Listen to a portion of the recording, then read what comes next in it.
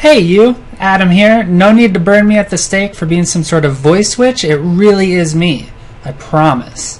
I figured I'd come out from wherever it was I was hiding to make another video because a handful of you have been politely requesting I get up off my ass and return to YouTube. Today we're going to take a look at 5 upcoming indie horror games that you really should be looking forward to, starting with a gem of a game that was announced somewhat recently. From the creators of Tearaway Unfolded and Little Big Planet Vita comes Hunger, an atmospheric horror platformer with a quirky art style that's similar to its developer's previous works.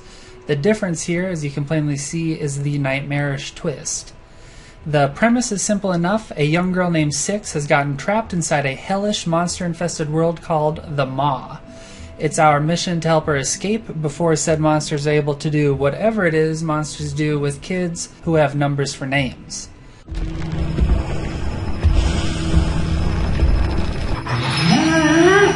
Next up, we have Colat, a horror game inspired by a mysterious event that claimed the lives of 9 hikers in 1959.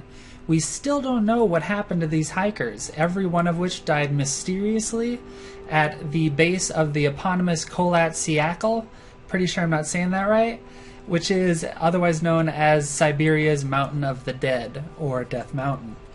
Several bodies were found with broken bones, others with missing eyes, and one had even lost a tongue, though no evidence of a struggle could be found. I'd say that's a sufficiently spooky setup for a horror game.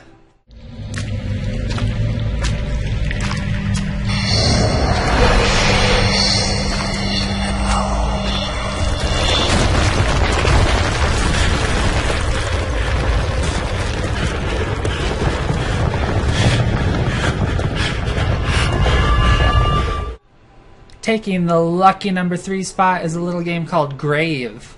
I've covered this surreal horror game on this channel before, partly because it's one of the few I've actually been able to play.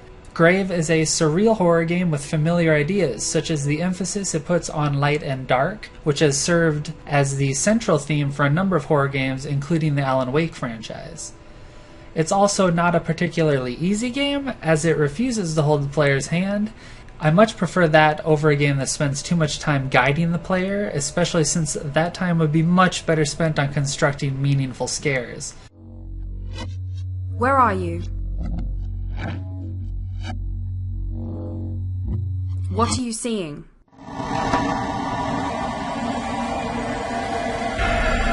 You're losing focus.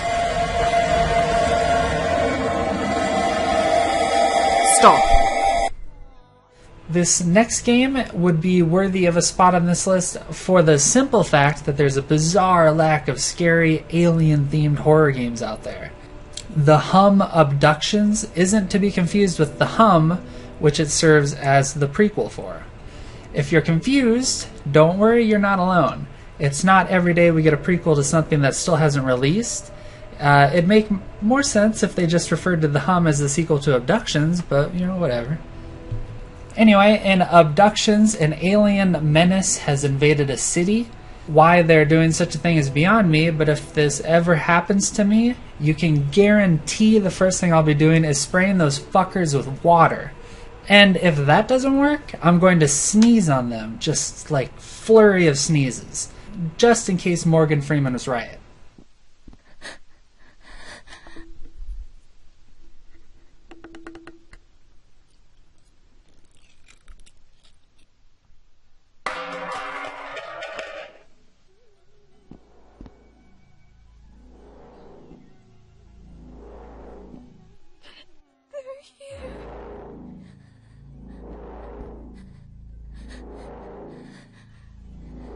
Wait. No!